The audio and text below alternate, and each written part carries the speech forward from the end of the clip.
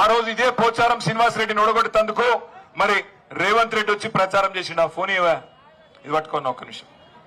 ఆ రోజు ఏమేం మాట్లాడిండంటే ఇగో ఇక్కడనే ఇదే జాగా ఇగో రేవంత్ రెడ్డి ఏం చెప్పిండో పోచారం శ్రీనివాస్ రెడ్డి గురించి మీకు నేను వినిపిస్తా.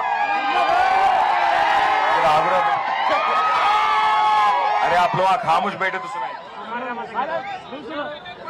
అనుకున్నా ఆయన కొడుకులు తలా ఓ దిక్కు ఇవాళ వాళ్ళ గురించి చెప్పాలంటే ఒక ఆంబోతులు ఎన్నుకుంటే అచ్చోసిన దున్నపోతులు మూడు ఒక ఆంబోతులు రెండు దున్నపోతులట.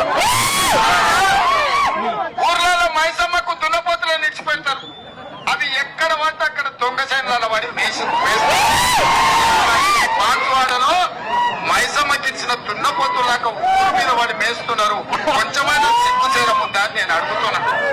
ఇవాళ పోచారం శ్రీనివాస్ రెడ్డి గారు, నేను శాసనసభకు స్పీకర్, 119 మంది ఎమ్మెల్యేలను నియంత్రించాల్సిన బాధ్యత మీ మీద ఉంది. దాన్ని తప్పితే దారిలో పెట్టాల్సిన బాధ్యత మీద ఉంది. 119 సంఖ్య దేవుడెరుగు అచ్చోసిన ఆంబోతు లేకుండా నీ ఇద్దరు కొడుకులను నియంత్రించలేవా? ఇక్కడ ఇసుక దోపిడీ మీద కంకర దోపిడీ మీద ఎవరు ఇల్లు కట్టాలన్నా ఇటుక మీ దగ్గరనే కొనాలి, కంకర మీ దగ్గరనే కొనాలి, సిమెంట్ మీ దగ్గరనే కొనాలి, కమిషన్లు మీకే ఇవ్వాలి. ఇవాళ ఈ ప్రాంతంలో అభివృద్ధి అంటున్నాడు. అభివృద్ధి కాదయ్యా, నీ కోసం కాంట్రాక్టులు తెచ్చుకొని నువ్వు పనులు చేసుకుంటున్నావు. రోడ్లు వేస్తే నువ్వే వేస్తే, సీసీ రోడ్లు వేస్తే నువ్వే వేస్తే, సైట్ రైన్లు కడితే నీ కాంట్రాక్టే.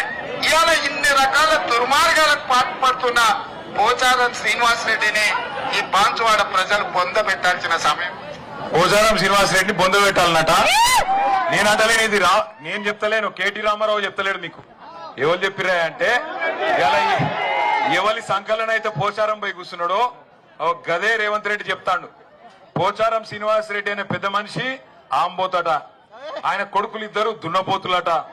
మైసమ్మ కాడ దున్నపోతులను కట్టేసినట్టు మరి ఇద్దరు దున్నపోతులను ఊరి మీదకి వదిలినావు.